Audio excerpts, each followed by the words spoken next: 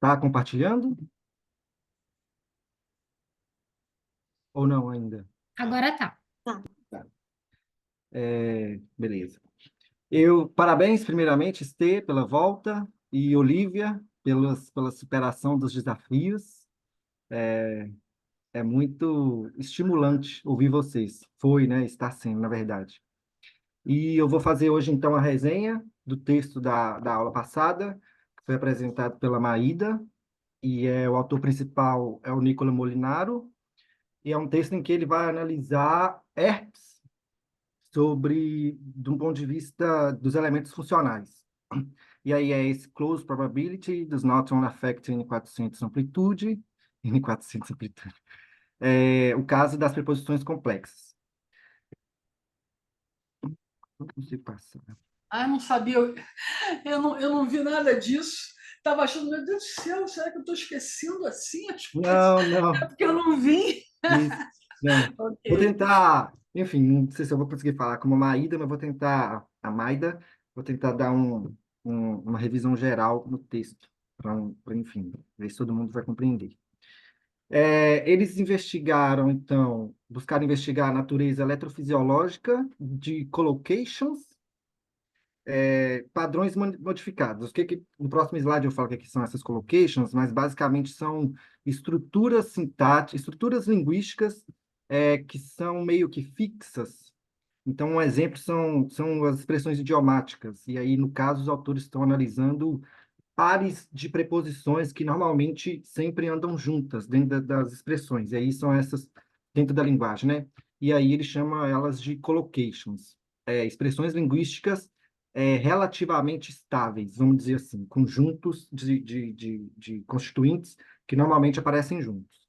E aí ele vai falar desse N400, eles vão falar, né, desse N400 como marcador de desvios semântico-pragmáticos e normalmente relacionados a palavras de classe aberta. E aí um exemplo que a Maré deu semana passada foi do tipo, o João bebeu café com leite e meias.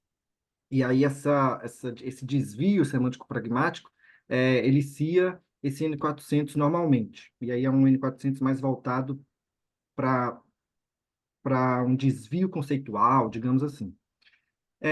Mas que tem havido, eles têm encontrado outros marcadores de negatividade associados a elementos de classe fechada. E aí são esses N280 e o N400-700. Esse N280, ele está vinculado normalmente ao acesso lexical de palavras de classe fechada, e ele é sensível ao peso e à frequência desses itens. Mas não há muito bem um consenso se esse N280 é especificamente voltado para elementos de classe fechada, preposições, determinantes, conjunções, ou se para uma previsibilidade mais geral dos elementos que estão vindo. Aí os autores relatam que tem esse debate na literatura. Já o N400-700, ele já é mais consensual sobre marcar uma estabilidade vocabular para esses itens de classe fechada. Então, esse N400-700 está bem mais, para os autores, é bem mais seguro, está relacionado à previsibilidade de itens de classe fechada. E aí eles vão trabalhar com algumas nomenclaturas. Uma delas é a close probability, que ela pode ser, então, operacionalizada em termos de uma predição de um constituinte de uma sentença. Então, dado um contínuo, né, de elementos linguísticos, quanto mais alta esse close probability, mais previsível é o próximo elemento que vai aparecer nessa sequência de itens linguísticos. E essas collocations, então, elas estão fortemente vinculadas a esse close probability, porque são sequências de itens lexicais que ocorrem habitualmente, tendo uma ordem sequencial e significado global. E aí tem essas expressões com o que eles chamam de preposições complexas, mas também outro tipo de colocações, collocations, né, são as expressões idiomáticas.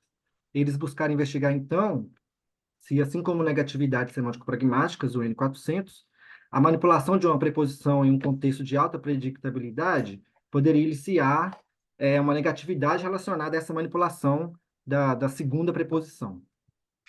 E aí o design experimental deles, então, foram com 50 participantes, tudo em italiano, tá, gente?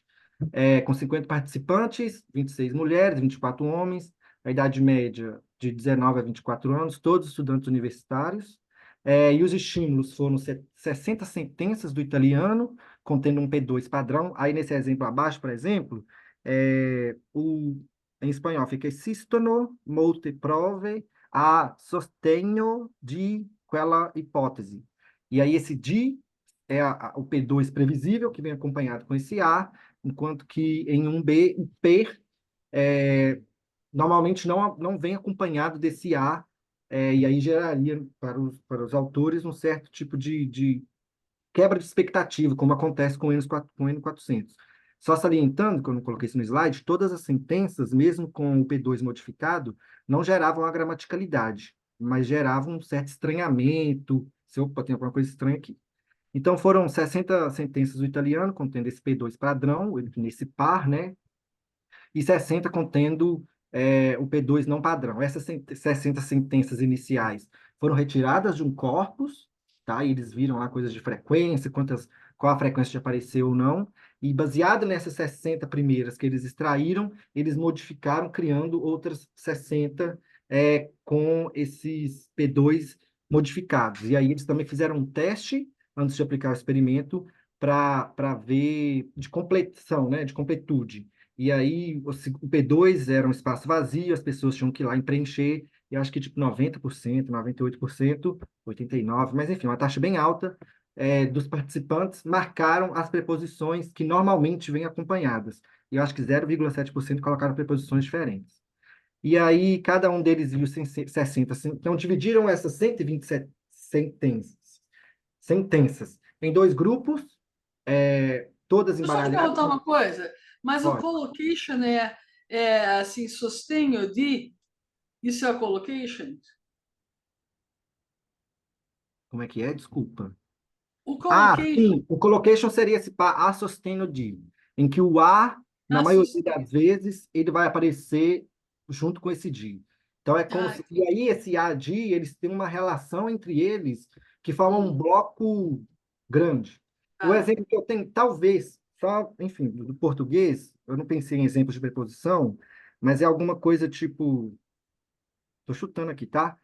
Desossar, em que você não tem a palavra ossar, o prefixo sempre vai vir junto com aquele ar no final. Então, eles formam um par, apesar de existir desfazer, em que o des não é uhum. obrigatoriamente vai acontecer junto com essa terminação verbal. Aqui, no caso, as preposições são pares de preposições que, tipo, num nível muito alto, tendem a ocorrer conjuntamente.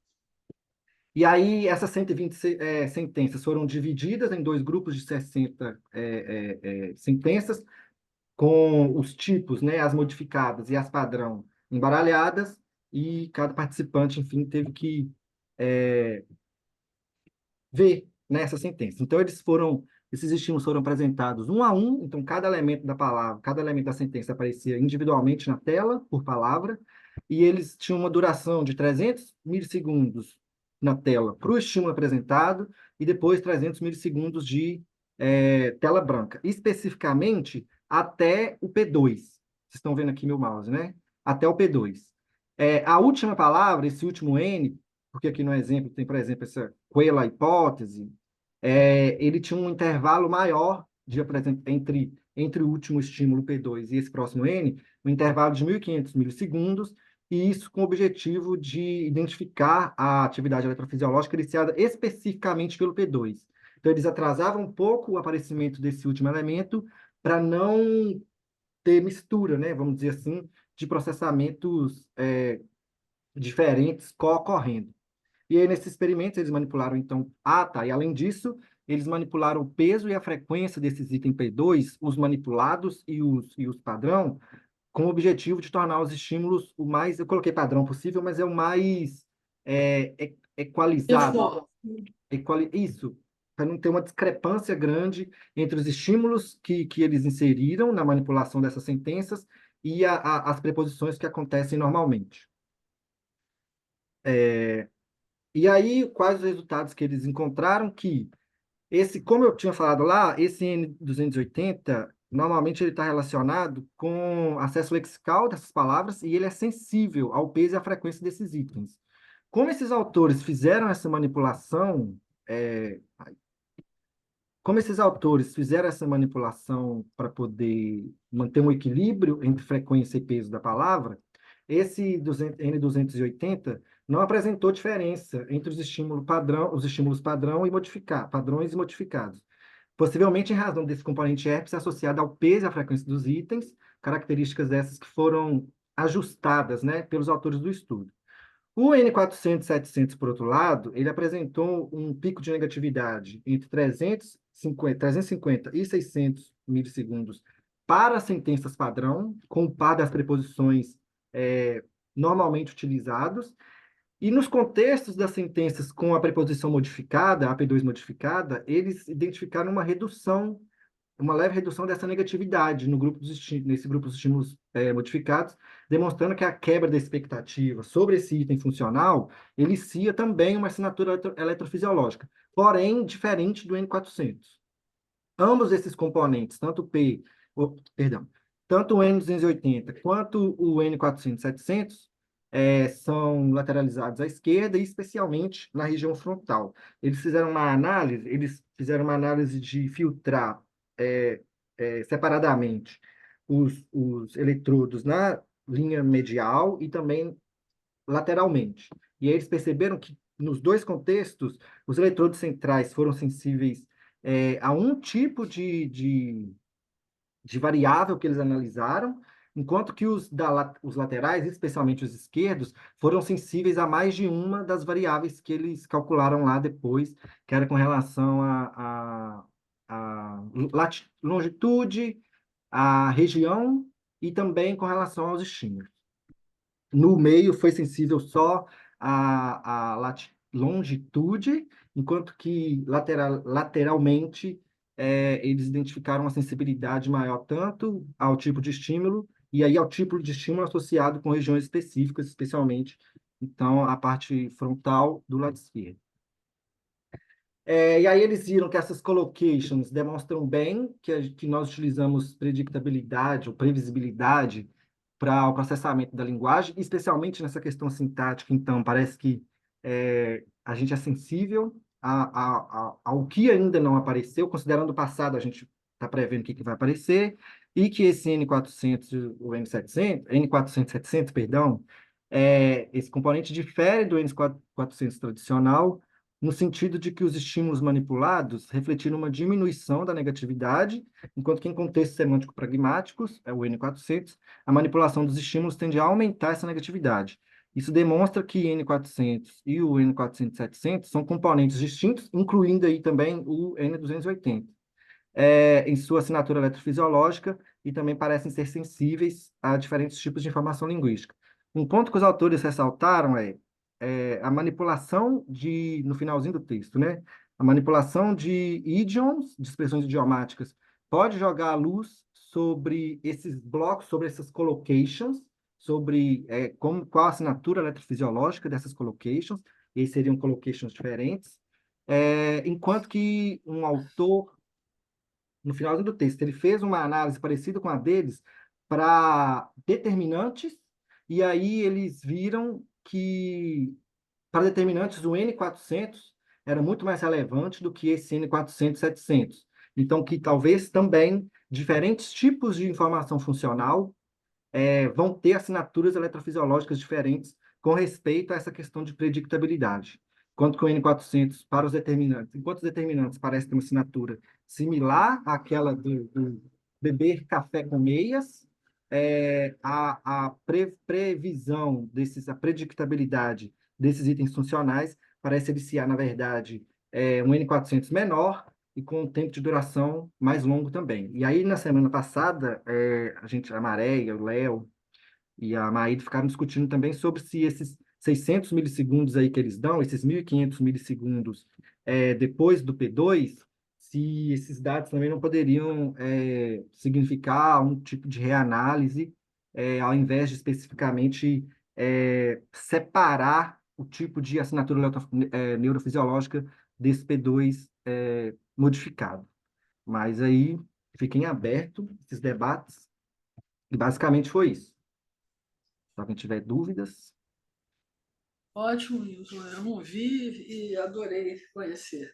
Alguém tem Foi pergunta para rapidão, porque, como já tinha tomado quase metade da reunião, a gente ficou discutindo essas outras coisas importantes também. E aí tem uma próxima apresentação, tentei ser conciso. Foi ótimo. Alguém quer falar alguma coisa? Pergunta para ele. Eu fiquei interessada nisso aí como tema, porque é uma diferença muito grande de nó funcional acontece com os determinantes. Às vezes eles até significam em uma língua e outra língua o oposto. Tem língua que, se você puser o determinante, você chega num nome que é muito abrangente. E tem outras línguas que você usar o nominal nu, você Uhum. consegue uma abrangência maior, né? Se você falasse em português, é muito rico em relação a isso. A gente poderia fazer em português, mas eu acho que seria interessante fazer em línguas diferentes, já que ele é sensível para o determinante, para a gente poder sentir se realmente línguas diferentes teriam uma neurofisiologia diferente em relação a isso. Então, por exemplo, em português, a forma de você ser mais abrangente é você falar assim, homem, se você não falar o homem, se eu falar assim, homem não chora, por exemplo. Você está querendo falar de uma coisa assim da espécie, né? É uma coisa bem Geral, forte, o grupo. geral, mais geral do que se você falar o homem ou se você usar o plural, os homens. O mais fraco é o plural, isso no português já foi testado.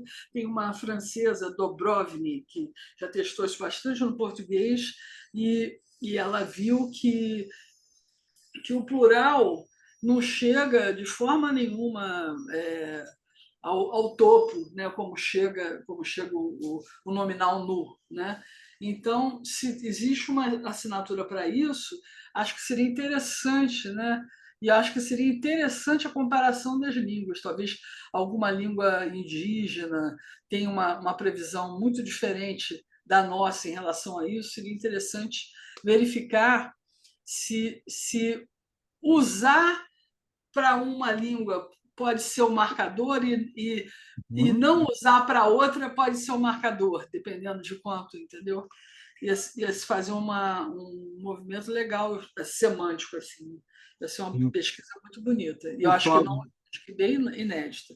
e pode ser útil também, até no sentido de diferenciar diferentes itens funcionais com relação à eletrofisiologia. Isso, E cada um tem isso. papéis diferentes e esses papéis podem ser Uhum. refletidos em atividade eletrofisiológica. Fala, Olivia. Achei legal. Na semana passada tentei assistir lá a palestra da Daniela, né, embora a conexão tivesse muito ruim. Achei muito interessante ter essa assinatura elétrica das palavras funcionais, principalmente para quem trabalha com questão de linguagem, né? Porque você vê uma sensibilidade muito grande das crianças à marcação desses itens. Uhum. E aí, pensando na minha pesquisa hoje, assim, o que que são esses itens funcionais, né? Como é que você vai definir? Eles não existem em tese, então, você ter também uma resposta eletrofisiológica, eu adorei essa evidência. E dos nominais nus, quando eu era IC, a gente chegou a fazer isso lá com o grupo do NEALP na UFJF e a gente analisou se dava diferença se para o falante do português, por um exemplo, a prosódia ela facilitava ou ela era um elemento a mais para ser contado cognitivamente quando você falava, quando um dos estímulos era, por exemplo, turista nadou na cachoeira ou turista nadou na cachoeira. E aí você tinha essa pausa e a gente queria ver se, por exemplo, fazendo essa homem não deve chorar, se a influência da prosódia ela facilitava a compreensão desse elemento, desse nominal nu, como algo mais enfático. Foi bem legal. E ajudou? Vocês chegaram até algum resultado? Chegamos, acabou que, na verdade, a gente percebeu pelo menos naquela época, eram poucos os trabalhos que investigavam nominal nulo, mas nenhum tinha investigado experimentalmente. Uhum. E aí tinha uma dissertação, que se eu não me engano era Mariano, 2013 ou 14, e ele colocava muito como a Nela está falando, ou de você generalizar, ou você colocar em contexto de lista, você falar banana, maçã e laranja caíram do saco, e que também só era mais aceitável para um falante do português. E aí o que a gente foi testar foi essas com prosódia neutra, mais neutra, né? Não vai ter prosódia neutra, neutra. A linguagem era a gente que gravava, né? Não era nada robotizado, e com essa ênfase prosódica. E acabou que, na época, assim, teria que dar uma olhada para explicar cada caso, mas a prosódia parece que fez um efeito que gerou mais custo para o falante do português, porque as sentenças demoraram mais tempo para serem computadas. Uhum. Tiveram uma aceitabilidade boa, mas elas tiveram um tempo de processamento maior. Mas as sentenças com prosódia, elas tinham um tempo maior também de apresentação com relação às com prosódia neutra? Não, acho que a gente tentou controlar isso justamente para ver se seria um fator ou não. Só que eu teria que olhar, porque já tem aí 6 anos, eu acho. Vou te fazer uma outra pergunta. Eu uma vez até ia escrever uma coisa, depois isso passou da minha cabeça, não ficou. Mas voltou tudo agora quando você falou. O exemplo que você deu foi turista perde câmera uma coisa assim? Está nadando na cachoeira. Turista nada na cachoeira e mais o quê? Atleta correu na quadra de esporte. Tá. Então, quando você fala assim, turista nadou na cachoeira, é, se tivesse a palavra proibida, turista nadou na cachoeira proibida, seria realmente um título de jornal. Aí, esse título de jornal não é nominal nu. Esse daí é uma coisa chamada nominal econômico, é o nome disso. Na verdade, existe um O, que é o turista, aquele turista específico. Então, quando você pega um título de jornal e tenta dar a ele uma roupagem, você só não botou o turista na cachoeira proibida, porque o jornal tem que diagramar as coisas e não pode ter muita palavra. Então, é um lugar onde você. É uma coisa do telegrama, né? Você tira as coisas que não vão te fazer, mas não é nu, porque o nu é aquele que liberta a palavra de um referente. E esse Dessa daí forma tem mais um real. referente, que é aquele turista que entrou na cachoeira. Quer dizer, eu não tenho certeza se os estímulos que vocês usaram se era feito estímulo de título de jornal. Se for, a gente tem que fazer uma distinção entre esse tipo de falta de determinante, nesse caso de título, porque é uma questão meramente econômica. Não é uma questão que eu estou querendo libertar aquele nome da referência. Entendeu? Um Eu estou efeito de libertando se eu frequência falar assim, também.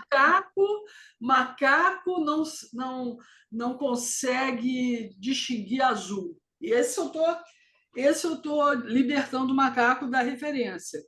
Eu estou fazendo uma coisa geral, completamente geral, que está na espécie dele, não é. Agora, se eu falar assim, macaco foi visto na, na árvore do Jardim Botânico, aí o que eu queria dizer e o que eu estou dizendo é o macaco.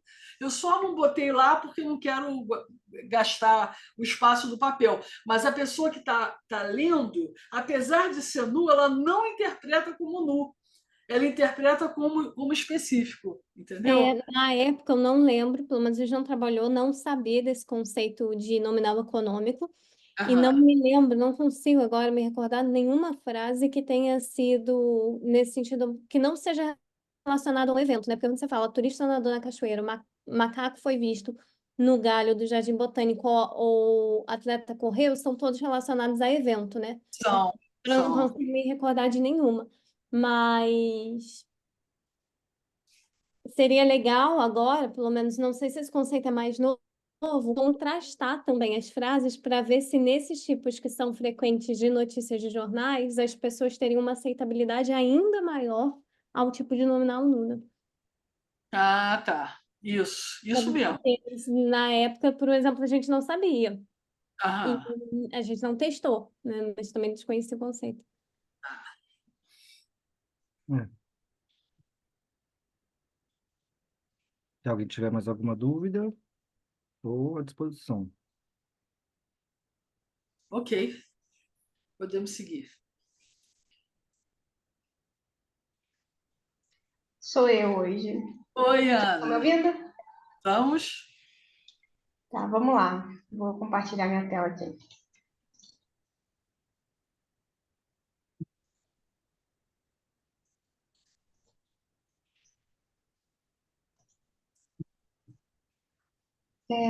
Se vocês precisarem falar, quiserem interromper, é só falar mesmo, porque eu não vou conseguir olhar o chat ou ver a mãozinha levantada. Vamos lá. O paper que eu escolhi é sobre a aquisição da passiva verbal e o papel do tipo de verbo. É um estudo feito, ele é recente, de abril desse ano. Foi feito pela Celina Agostinho, Ana Gavarro e Ana Lúcia Santos. Um resuminho desse artigo, ele estuda a compreensão das estruturas passivas verbais por crianças de 3 e 8 anos, entre 3 e 8 anos, falantes do português europeu. Elas tentam focar um pouco mais na questão da simetria do tipo de verbo. Essas autoras, elas defendem a teoria de requerimento de fase universal, que é a Universal Phase Requirement, e a hipótese de congelamento universal, que é a Universal Freezing Hypothesis. Então, alguns conceitos chaves que eu encontrei nesse artigo, que eu achei importante trazer, primeiro é o atraso universal da aquisição das passivas, e em alguns estudos brasileiros, a gente chama isso de efeito Maratius, que é basicamente o motivo. O Maratius foi a primeira pessoa que descobriu que tem esse atraso universal na aquisição da passiva, e ele também percebeu que as crianças entre 3 e 4 anos, elas têm dificuldade de compreender estruturas passivas com verbos de não ação, em relação aos verbos de ação. Então, aqui, os exemplos que foram apresentados no próprio artigo, eu só traduzi, Grover é segurado pelo Arne, Grover is held by Arne. Nesse primeiro, a criança teria uma compreensão boa, melhor, né, no caso, do que a outra frase, que seria Batman é apreciado pelo super-homem, que nesse caso seria Batman is liked by Superman. No caso, a segunda oração, esse verbo psicológico, que é gostar, apreciar, ele teria uma maior dificuldade na computação. Essa estrutura seria mais complicada. A gente também tem Maratsu falando da transitividade semântica, que eu chamei de TS aqui só para economizar espaço. Ele propôs que as passivas das crianças, né, nesse processo de aquisição, elas são restritas aos verbos com alta transitividade semântica. Essa transitividade semântica é um conjunto de propriedades que são apresentadas pelo verbo e pelos argumentos. E nos verbos, elas se caracterizam pelo movimento, pela mudança de estado, intencionalidade, e nos objetos com alta transitividade, eles são afetados ou alterados pelo evento ocorrido na frase. Então, aqui a gente tem 4 sentenças com essas características, né? Características diferentes de transitividade semântica. Na primeira, João quebrou o vidro, tem uma alta transitividade semântica porque o verbo e o argumento, eles têm... o verbo, ele tem impacto, né? Uma coisa de mudança de estado. O argumento também, ele sofre essa ação, ele tem alteração no evento. A segunda frase, a máscara do João assustou a menina, tem baixa transitividade semântica, porque é um verbo psicológico e ele não tem uma mudança de estado nem nada. Na terceira frase, João gostava da menina, também tem mais baixa ainda a transitividade semântica, por ser também outro verbo psicológico, que o argumento não sofre nenhum efeito e não existe uma mudança de estado, intencionalidade ou movimento na questão do verbo. E a última frase é outro exemplo de alta transitividade semântica, que é João chutou o cachorro. Nesse caso, essa se diferencia da primeira porque a duração do efeito seria menor, né? O vidro ele continuaria quebrado depois. O cachorro ele é chutado uma vez por logo um período curto de tempo, então tem essa diferença. Mas temos os conceitos também do princípio de aprendizagem, que é do Pinker. Ele sugere que seria possível que as crianças assumissem que a língua que elas estão adquirindo apenas aceitem a passiva com verbo de ação. E acontece em algumas línguas que elas só aceitam passiva no verbo de ação. E por isso elas evitariam generalizar muito quais os verbos que sofrem essa passivização. No caso, isso seria um exemplo de ausência de evidência negativa. E um outro conceito importante mais para frente é a condição de impenetrabilidade de fase, que é a PIC. Foi uma luta para eu conseguir descobrir o que era isso. É o Chomsky que fala dessa condição, que é uma teoria que exige que a fase enviada para o spell-out, né, que é que ela sai do léxico e entra para a forma fonética, essa divisão, esse movimento, ele não seria mais acessível às... O spell-out manda para as interfaces, né? Isso, ele não pode, ele diz que as fases não podem mais voltar para o léxico, né? Elas não podem subir, elas têm que descer sempre. E as teorias, né? Temos aquelas duas teorias, primeiro, requerimento de fase universal, que eu chamo de UPR, também chama de UPR no texto. Ela foi, na verdade, pensada para substituir uma outra hipótese. Substituir entre aspas, porque é um negócio meio estranho. Ela substituiria a hipótese de déficit de formação de cadeia A. Isso é o quê? Essa hipótese de formação de cadeia A, esse cadeia A é argumento, é cadeia argumental. Ela tem... Essa hipótese, ela tem alguns problemas. Espera aí, deixa eu me achar aqui. Ela prevê que o desenvolvimento tardio da aquisição da passiva verbal seria uma questão de dificuldade do sujeito sair do VP na árvore e ir para o IP, basicamente. Também tem a questão que, no inglês, principalmente, nas línguas que o auxiliar ele é ambíguo, na passiva verbal e na adjetival, teria o problema de que... teria a questão de que talvez as crianças estivessem entendendo a passiva verbal como uma passiva adjetival, que ela é mais fácil. Então, Espera só um pouquinho, eu fiquei em dúvida de uma coisa. Eu não conheço essa nomenclatura e eu estou em dúvida de uma coisa. Essa hipótese do déficit de formação de cadeia A, justamente a cadeia A é na parte lá de baixo da árvore, não é na parte de cima. Então, fiquei em dúvida o que você falou. Então, eu entendi mais ou menos. Lá em cima é a linha. Depois que passa do C, é a linha, entendeu? Depois que você já deu o papel temático e caso, aí você já não está mais no ar, no âmbito do ar. Você está você está no âmbito do A'. Então, aqui eu não entendi como é que a hipótese do déficit de formação de cadeia A não é déficit de formação de cadeia A'? Não seria a linha? Eu não sei. Olha, eu procurei bastante, encontrei alguns artigos que falam sobre isso e todos eles chamavam de cadeia A mesmo. Tá bom. Tem uma questão é que eu ainda não avancei muito na questão da linguística e na faculdade, então assim, eu só tenho o fundamento da sintaxe. Tinha uma árvore meio estranha, com muitas coisas que eu não conhecia, então eu resolvi nem colocar, porque era de outro artigo. Tá. Aí, eu tô indo mais por cima mesmo. Tá bom. Do que seria essa hipótese. Vamos esperar para ver se lá na frente se a gente tem uma outra informação para entender melhor. Vamos lá. Ok.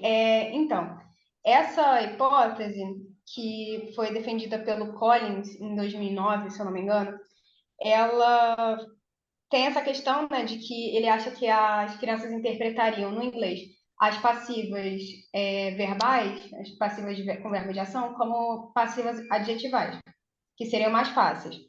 Então, a UPR, né, que é esse requerimento de fase universal, ele meio que soluciona o problema, porque nas línguas que não têm ambiguidade, né, como português, italiano, espanhol, etc., isso não acontece. E ainda continua a mesma dificuldade, basicamente. Foi isso que eu entendi.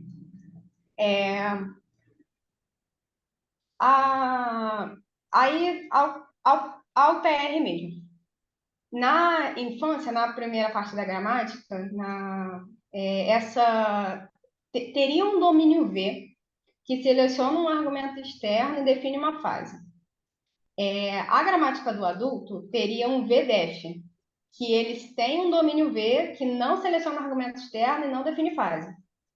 E aí, por conta daquela condição de penetrabilidade que eu falei antes, o argumento interno ele não é acessível para a fase mais alta e ele não poderia se mover para IP.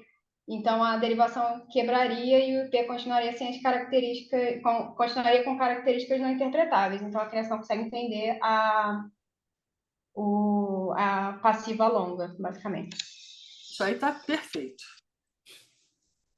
Aí as predições dessa hipótese, dessa teoria, são que as crianças formariam bem passivas com verbos de ação, com estado-alvo, enquanto as passivas de verbos de não ação ou de verbos de ação sem estado-alvo teriam performance pior.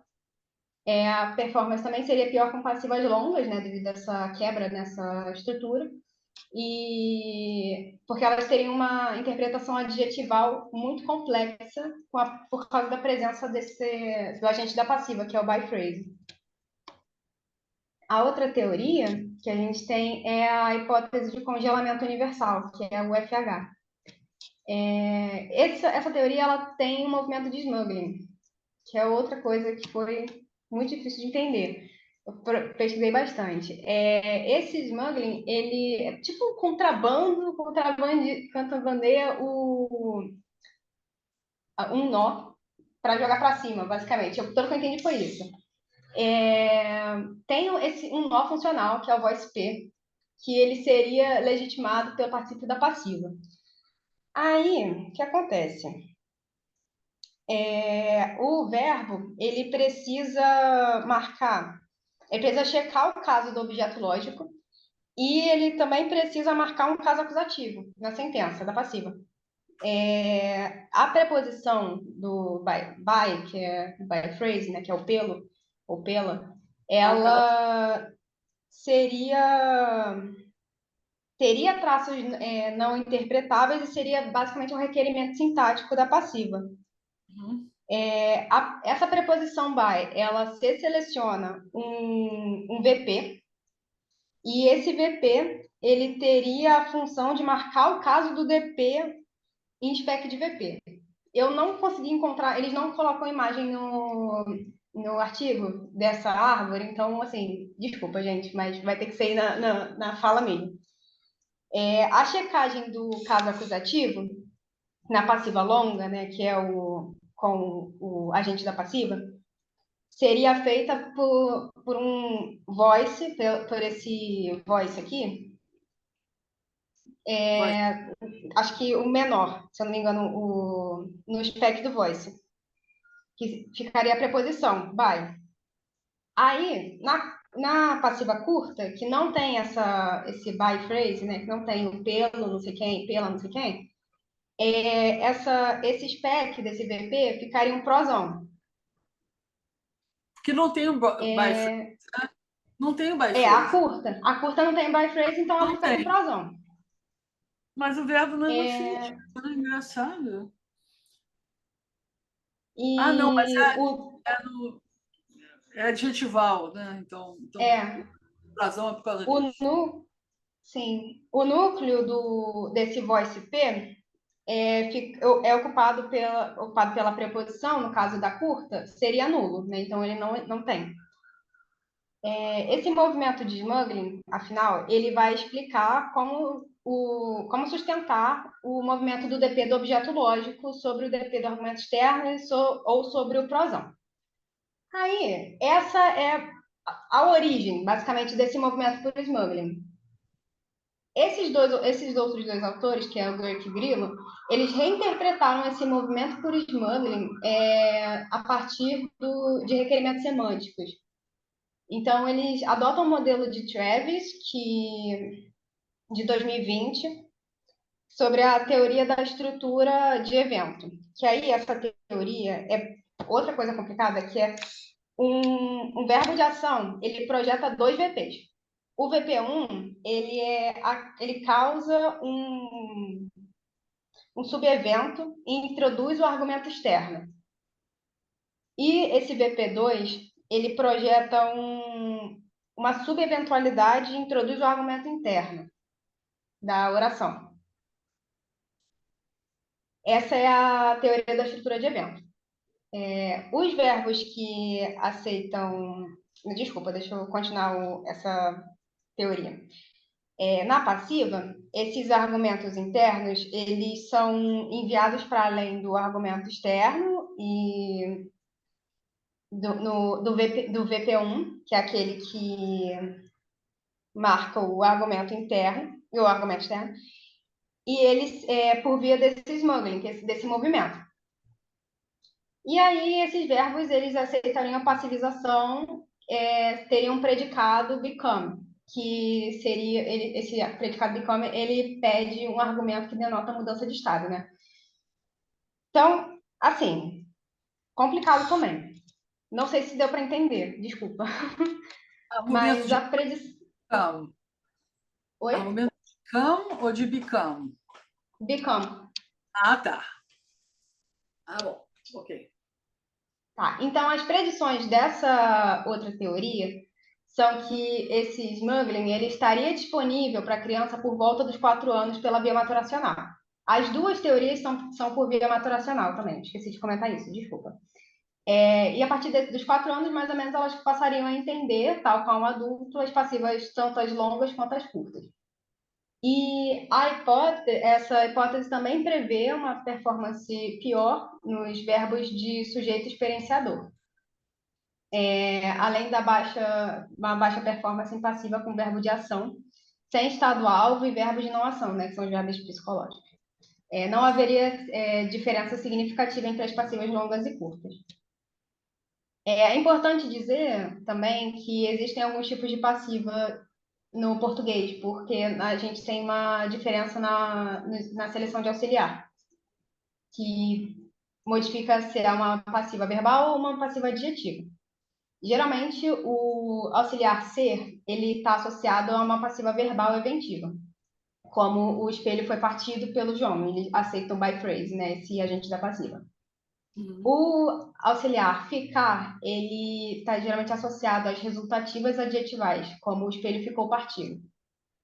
E o auxiliar estar, ele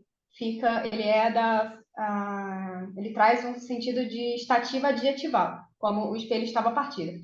Tudo isso, todas essas três formas, elas equivalem em inglês a the mirror was broken. É a mesma coisa em inglês, é ambíguo em inglês. Eles podem ter as três leituras. Então, em português seria mais complicado. Legal isso aí. Que bacana. Pois Isso é. é muito interessante, né? Uhum. Eu gostei muito desse artigo, ele é muito interessante. Então, em inglês, teria aquela questão daquela coisa complicada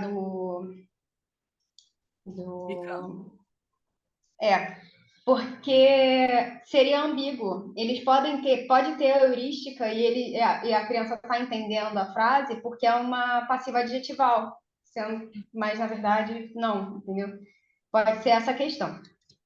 Enfim, aos experimentos de fato. Essas autoras elas fizeram 2 experimentos e elas estavam querendo testar os tipos de predicado. No primeiro experimento, elas testaram o tipo de predicado de ação ou de percepção, que seriam os verbos psicológicos, como eu disse, e o tipo de passiva, que aí é curta ou longa. Aí aquele negócio, a passiva curta seria, por exemplo, o cachorro foi chutado, e a passiva longa seria, por exemplo, o cachorro foi chutado pelo João. Esse pelo João, esse by phrase, esse agente da passiva seria característica da passiva longa. Enfim, esse experimento ele foi feito com 147 crianças entre 3 e 8 anos, de uma escola em Lisboa. Tinha um grupo controle com 20 adultos. Eles utilizavam esses personagens aqui para contar uma história, né? Esses personagens são dois irmãos, que são esses pequenininhos aqui, um menino e uma menina, os pais, que são esses dois, os tios e os avós. Nesse experimento, o experimento ele era apresentado para essas crianças por um fantoche chamado Ben. E a criança precisava escolher. Esse fantoche ele pedia ajuda dessa criança para escolher imagens de um livro infantil sobre a família. Então, aqui, mais ou menos como era. O experimentador ele ia falar: olha, a menina, a mãe e a avó. Elas estavam se arrumando. Benny, o que aconteceu? Aí o fantoche, que é o Benny, ele ia falar: então, a mãe foi penteada. O experimentador ia perguntar para a criança: qual imagem mostra o que o Benny disse? E a criança teria que escolher entre uma e a outra. É importante ressaltar que as imagens elas têm duas questões. Tem uma questão de não no português, no europeu e no brasileiro, a gente tem a questão da concordância de gênero e de número, né? Então, eles decidiram colocar todos os personagens femininos para não ter variação, né? Não dar dica, não dar pista. E precisaria também, porque são 3 personagens nessa questão, é porque esse terceiro personagem, no caso, que é a avó, ele serviria para dar uma outra possibilidade de um agente para essa ação. Então, a criança poderia confundir quem está fazendo a ação aí. Isso satisfaz uma coisa chamada condição de felicidade, no caso da passiva longa. Essa condição de felicidade é uma teoria criada por O'Brien em 2006, que ele fala mais ou menos que a dificuldade da passiva, na verdade, seria uma questão metodológica, não uma questão de dificuldade mesmo, porque no caso, quando os experimentadores iriam testar a passiva, eles faziam com que elas ficassem não naturais. Então, essa condição de felicidade, ela faz com que ela pede que a frase, a ocorrência dessa passiva para a criança pequena seja meio que numa condição feliz, sabe? Numa situação feliz. Tem que fazer sentido para a criança conseguir entender. Não pode estar deslocado. Tá mutado, Daniel. Mas essa tem um problema, porque na primeira, a mãe tá penteando a menina. Depois trocou, não é isso? Uhum. Quando o Benny responde, por que ele não responde Benny, o que aconteceu? Por que a frase do Benny não tem a ver com a primeira frase, com a primeira ilustração? Olha, Não é sei. isso.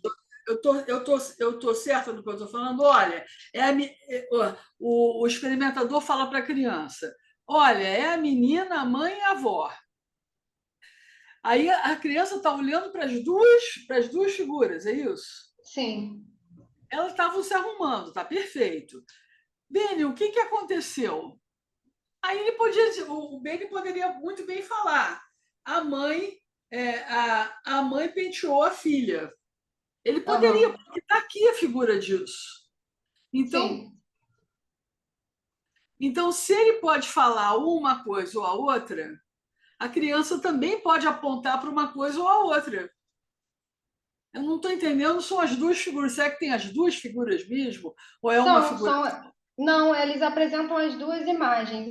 Como o meu teste de passiva, parecido com o meu, a criança vai ter que apontar. Só que nesse caso, e eu vi já em outro artigo, eles tentam botar essa condição de felicidade para fazer a passiva ficar mais natural. essa daí, essa imagem, essa condição aqui é da passiva curta, então ela não está falando por quem a mãe foi penteada, né? Mas eles têm todos os tipos, tem os dois tipos de predicado e os dois tipos de passiva. Não, o que eu tô pensando é na hora do.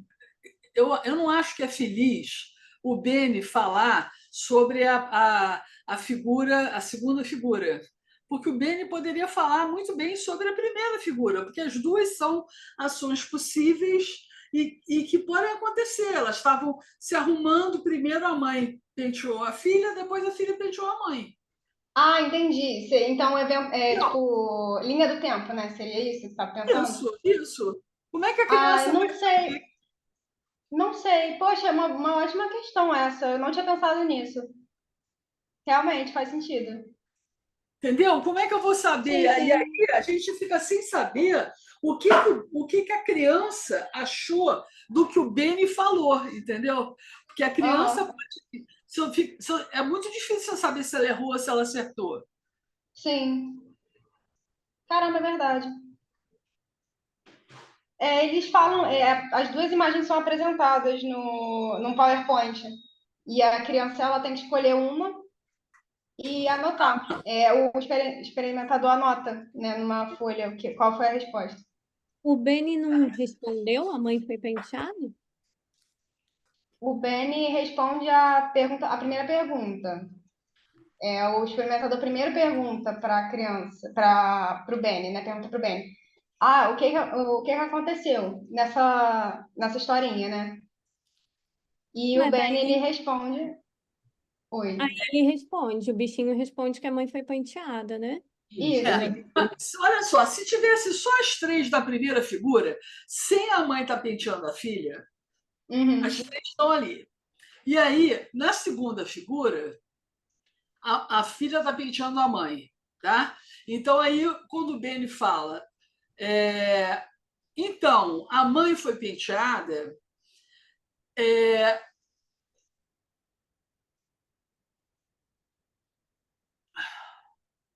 eu não estou sabendo como é que eles vão resolver esse problema, O não. que você tá problematizando nela é tipo, a menininha tá penteando ali, mas não tá explícito que seria o alvo a figura da direita. Não, como é que eu vou saber qual é o alvo? Tem duas figuras. Mas você não acha que seria mais esperado Seria. que a criança olhasse para da direita, da menininha de fato, com o pente na mão? Ou não. pode ser uma questão da heurística também, né? Eu ainda não entendi. Eu não sei A se Com minha a fosse. dúvida. imagem, a Aniela, agora eu entendi o que a Aniela falou. O que a Aniela não tá gostando é que, tipo, a mãe pode ter sido penteada e agora tá penteando a filha na imagem da esquerda. Ela já foi Sim, penteada e que não ela está sendo penteada, que é a figura da direita. sim. Que A é justamente a pergunta questão do Bene, auxiliar. a No caso, pergunta não Bene, o que sei. aconteceu, dá margem a uma resposta em relação à primeira ou à segunda. Aí o Beni fala, então, a mãe foi penteada. E aí ele pergunta qual imagem mostra o que o Beni disse. Não dá para saber se foi a primeira ou se foi a segunda. Sim, é Mas se verdade. me disse a mãe foi penteada, para mim só pode ser a segunda. Mas pode Ah, estar tendo um eu sentido de entendi passado, agora. entendeu? É porque tá no passado. Aí poderia ter sido antes, entendeu? Isso, Ele olhar exatamente. pro Ah, cabelo, tá. ele olhar pro cabelo e dizer, ah, então parece arrumado. Isso, Então, agora eu isso. entendi. Ah, agora eu entendi, agora eu entendi. Ah, fez sentido agora. Isso, Realmente. isso A, tem me- uma a- lógica de português de Portugal que é um pouquinho diferente da nossa lógica. Pode ser, Pode ser então, a mesma também. coisa agora dos nominais, tentar para ver se essa imagem seria muito a esperada ou não, ver se quando você falasse a mãe tinha sido penteada, a mãe já tinha sido, alguma coisa assim, Isso. testar as duas, né? Uhum. Mas pode ser uma questão só de português mesmo, de cada país. Não, mas isso tudo está acontecendo, não sei se você está reparando, porque eles estão querendo fazer uma história antes.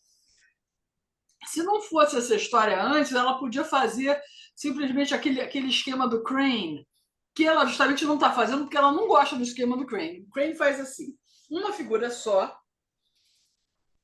e põe o boneco para ler a figura. Aí a criança diz se o boneco está certo ou se ele está errado.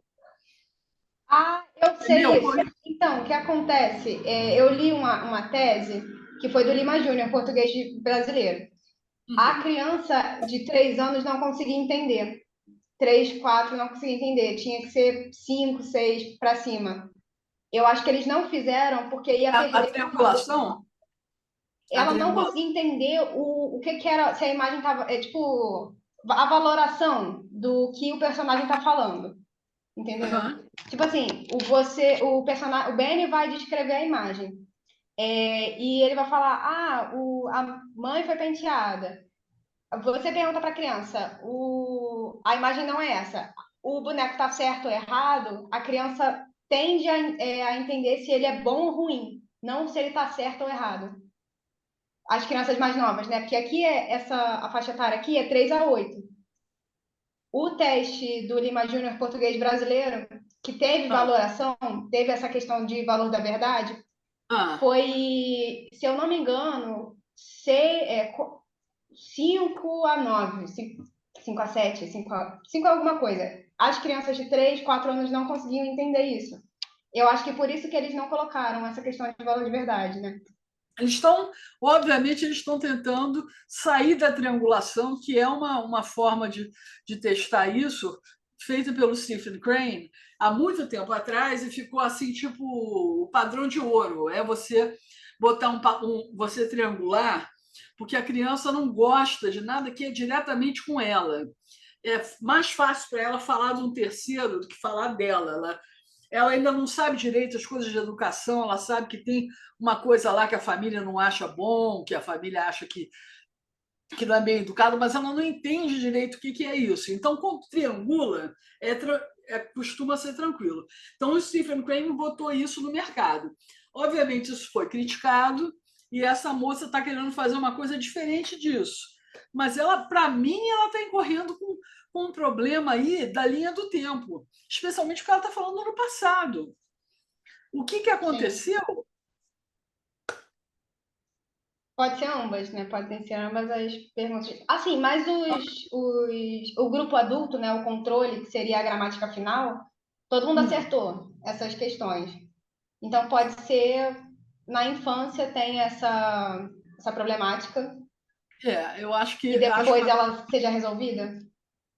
A criança não faz esse raciocínio temporal. Aí, não sei. É uma hipótese. não Meu faz sobrinho, temporal.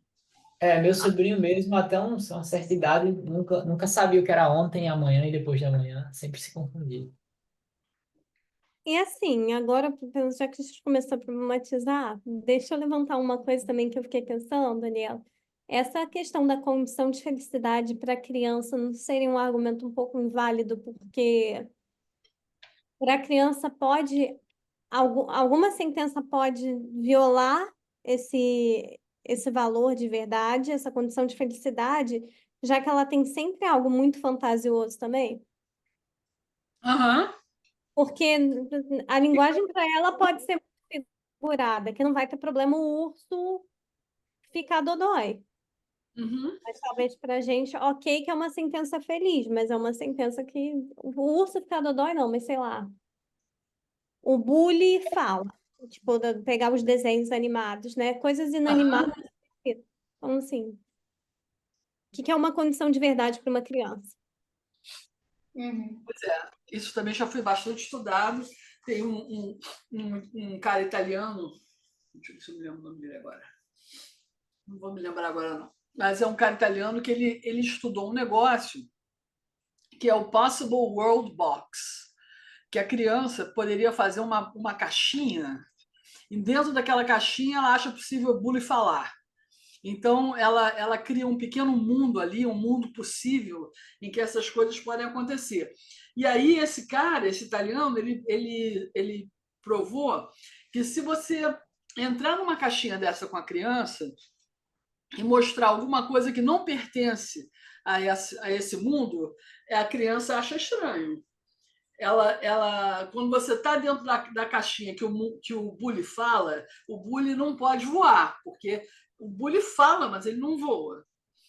Depois que essas coisas são estabelecidas, se você infringe uma dessas coisas, você causa estranheza na criança. Quer dizer, ela tem uma facilidade enorme de criar esses mundinhos, mas esses mundos têm uma coerência interna.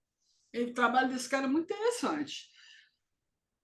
Me lembrou, na verdade, literatura. Isso aí parece a diegese da narrativa. No caso, seria o mundo fantasioso. Em Harry Potter, você tem menino que faz magia, mas, sei lá, tem coisas que não são possíveis. Não são possíveis. Sim, faz sentido. E no mundo infantil, isso aí é muito trabalhado, né? Criatividade e imaginação, principalmente. Então, essas narrativas são... Ele usa aquela... É um pássaro, que eu não estou me lembrando exatamente qual é, que corre de montão. Ele corre feito a gente... Coisa na bicicleta, as patinhas dele fazem assim. Papalégua? Acho que é o Papaléguas, que corre. Aí ele botou esse bicho andando super devagar. Na mesma hora, isso criou uma coisa, as crianças acharam estranhíssimo, né? Ou seria assim, você pegar o Bob Esponja e botar ele no seco, sabe? Coisas que não acontecem, né? Sim. Depois que há uma lógica, sei lá, na realidade fantasiosa, isso não pode ser violado para criança. Isso. Depois eu posso passar a referência desse cara, se vocês quiserem, desse italiano. Por favor, eu agradeço. Vou continuando aqui. Os resultados desse primeiro teste, desse primeiro experimento, foram os seguintes. Peraí, deixa eu só achar achei. O grupo controle, que foi dos adultos, ele performou muito bem em todas as condições. Eles chegaram a mais de 90%. Todos os grupos tiveram acertos de mais de 90% também nas passivas curtas de ação, inclusive as crianças de 3 anos, né, que é o grupo mais novo. As crianças não performaram bem nas passivas longas, com verbos de ação, e nem nas passivas longas antes dos 6 anos. Então, aí tem um gráfico que eu achei ele, honestamente, meio estranho. Mas ele é longitudinal, né? Se não me engano. Tipo, tá aí todos os tipos de verbos, são os verbos de ação e de percepção. Os grupos, eles separaram em grupos de idade, né? Como dá para perceber. O grupo de 3 anos, 4, 5, 6, 7, 8, e o grupo adulto, que seria a gramática final.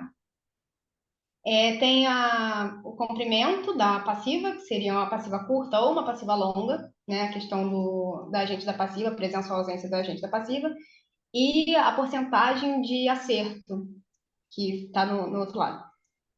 Que aí a gente pode ver que no primeiro quadrado, esse quadrado aqui, todos os grupos acertaram quase 100%,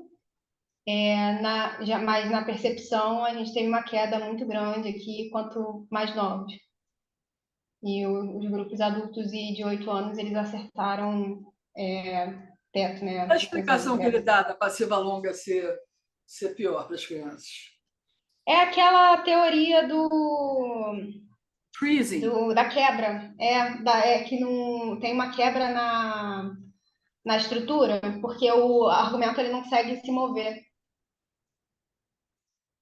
Uhum.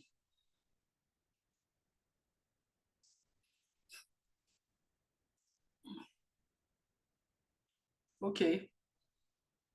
E acho que ela froze agora. Falando em freezing. Existe alguma hipótese nela por que essas passivas são mais complexas do ponto de vista cognitivo para processar para as crianças? Oi? Bom, ela está perguntando se existe alguma hipótese de por que as mais longas são mais difíceis de processar. Aí fala da hipótese. Então, a hipótese seria essa daqui. Essa aqui, não é essa aqui? Não. Essa da UPL. Justamente essa questão desse V. Imagina aí a estrutura da árvore sintagmática. A criança, ela não tem esse VDEF aqui. Vocês estão vendo meu mouse? Ela não tem esse VDEF. Esse negócio aqui, ele permite que um V não selecione um argumento externo e não defina uma fase. Então, se a criança não tem isso aqui, ela meio que trava na hora de derivar a sentença, derivar o argumento interno, porque ele precisa mudar de posição. Então, meio que a sentença quebra, a derivação ela quebra, o IP fica sem argumento, ele continua com as características não interpretáveis. Então, ela não consegue entender, ela não consegue computar essa sentença. E só que Essa é a teoria. ela vai ser Oi? adquirida mais tardiamente? Sim. Aqui no paper, se eu não me engano, eles assumem que é depois dos 4 anos. Mas tem algumas diferenças. Eu já vi alguns lugares falando que depois dos 6 elas estão muito bem. Elas conseguem interpretar como adulto. Mas isso não seria um argumento contra, então, a gramática universal? Porque, então, essa classe, se ela é adquirida, ela não existe ali. Então, isso aí está vindo do seguinte: você deve ter já estudado isso, que dentro da gramática gerativa haveria 2 correntes principais. Uma delas, que é da hipótese da continuidade, né, e que está brigando com a hipótese da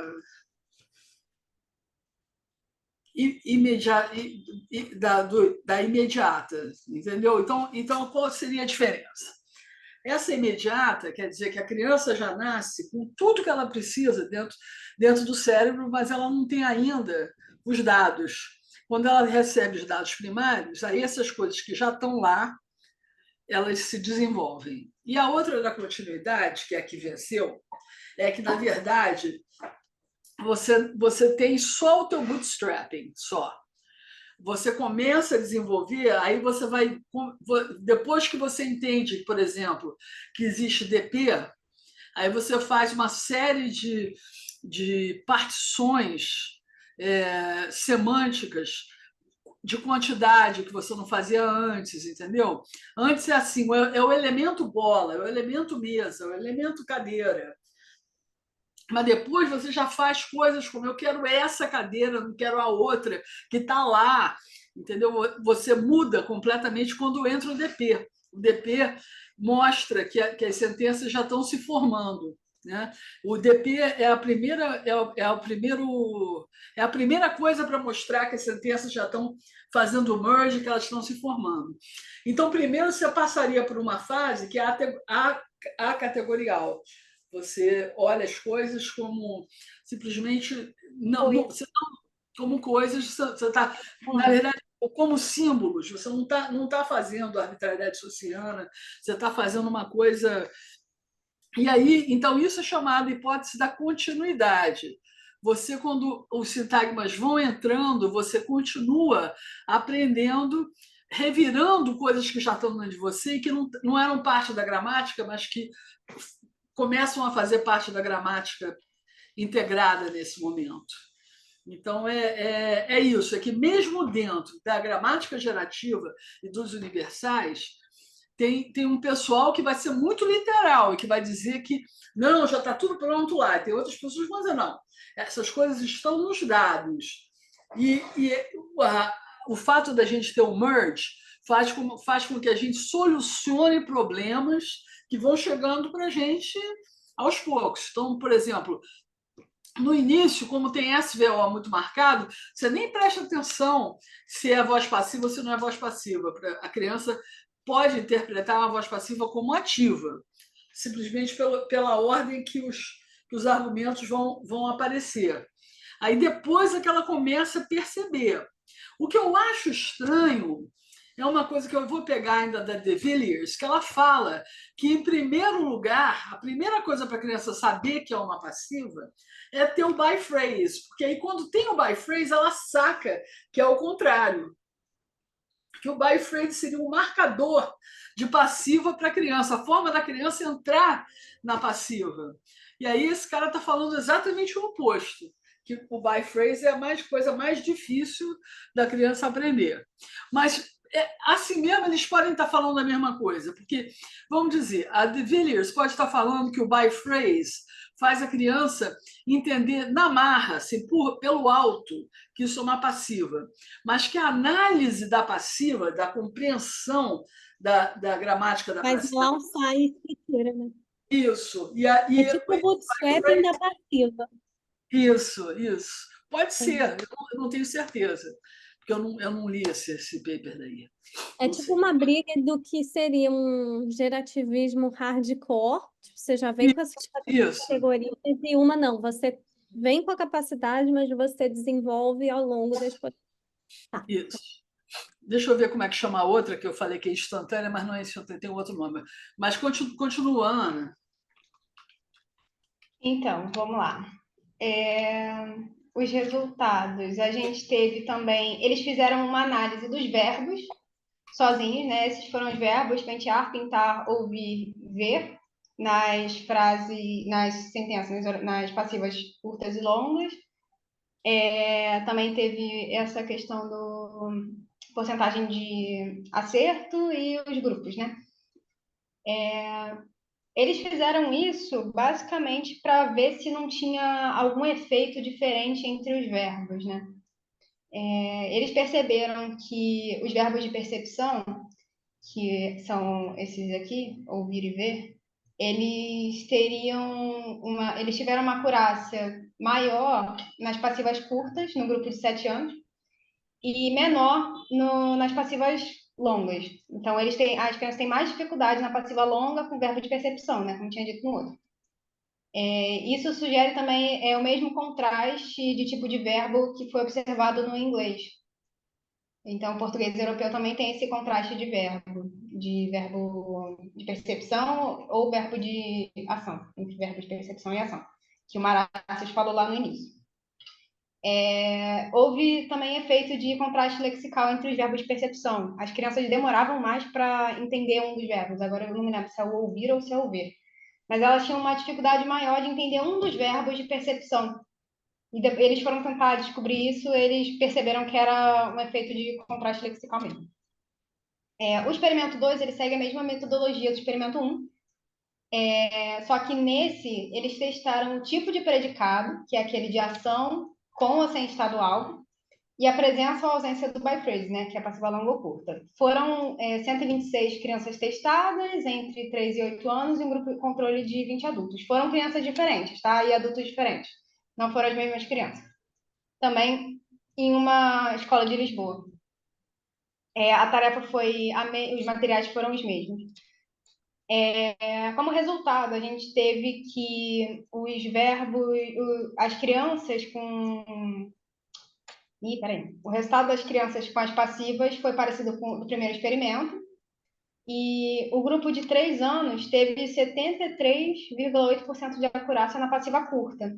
Então, aqui, passiva curta com verbo não resultativo. Aqui. Teve esse aqui.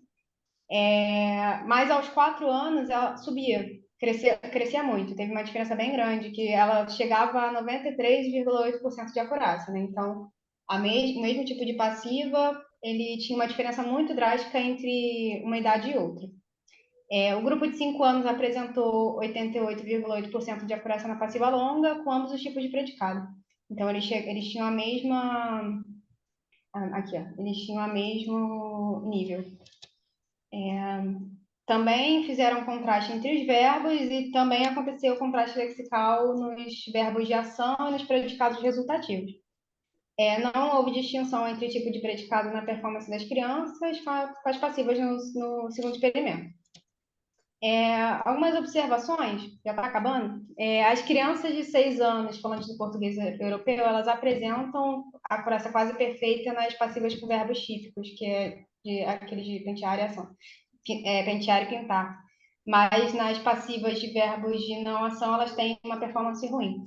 Não acontece isso em português brasileiro, é diferente. Eu não me lembro agora as porcentagens, mas no português brasileiro a gente tem dificuldade nas duas. Pior na de não ação, mais difícil na longa. No segundo experimento, as teorias da UPR e a UFH não se mantiveram, porque teve uma aparente diferença na performance dos predicados de ação, e a reanálise mostrou que essa diferença seria um efeito lexical. Ambos os resultados mostraram que a indisponibilidade do estado-alvo não é a causa do atraso na compreensão das passivas com verbos de percepção. É isso que eles acharam. E é basicamente isso. Eu não entendi muito bem essa parte final, dessa coisa de estado, mas foi isso. Aqui estão as referências que eu peguei. Eu procurei muita coisa dessa questão da PIC, né, da fase, essas coisas. E eu fui no Wexler para entender o PR, porque ele que chegou a essa teoria. É isso, gente. Qual a teoria do Wexler que você falou? Do PR. Ah, O PR sei. é a Universal Phrasing, aquela Então, da quebra. o Wexler é aquele que acha que ele é gerativista de raiz, ele acredita que está tudo lá. Eu botei aqui a diferença, eu até troquei o nome, tá? Hipótese da continuidade e hipótese da maturação. Então, a hipótese da introdução ou maturação de um princípio faz com que a criança reorganize a gramática de acordo com ele, o que habilita para um novo princípio, gradativamente tornando-os ativos e forçando uma interpretação particular da linguagem. A diferença fundamental com a hipótese da continuidade é que, na hipótese da maturação, os princípios da gramática universal não estão disponíveis para a criança em todos os estágios de desenvolvimento. Então, o Wexler é que inventou a hipótese da continuidade, que é essa que já está tudo lá pronto. E a da maturação são outras pessoas, Maratzos, por exemplo, Michael Maratzos, está do outro lado, está pensando na hipótese da maturação. Agora, isso é muito velho, tá? Isso tudo aqui isso aqui é dos anos 90. Essa gramática aí. Quer dizer, isso aí o que você está lendo, o que você viu, é a continuação dos estudos em cima disso daqui que eu escrevi, que eu botei aqui para vocês como referência. Mas você enfrentou aí uma dificuldade mesmo. Você pegou muita teoria, foi muito bom, muito bom. Estudou muito. Ai, obrigada. Foi uma madrugada aí. Eu tô sabendo. Dá para ver. Tem perguntas para ela? Se tiver, vamos com calma, tá, gente? Que eu entendo mais ou menos. Foi ótimo, Ana. A gente acho que foi falando ao longo do texto, né? Ótimo para a gente até discutir outros pontos também. Ok, pessoal. Então, um grande beijo para vocês. Até semana que vem. Foi ótima a reunião. Eu agora vou conversar um pouquinho com a Olivia, que está com umas coisas para falar comigo, né, Olivia?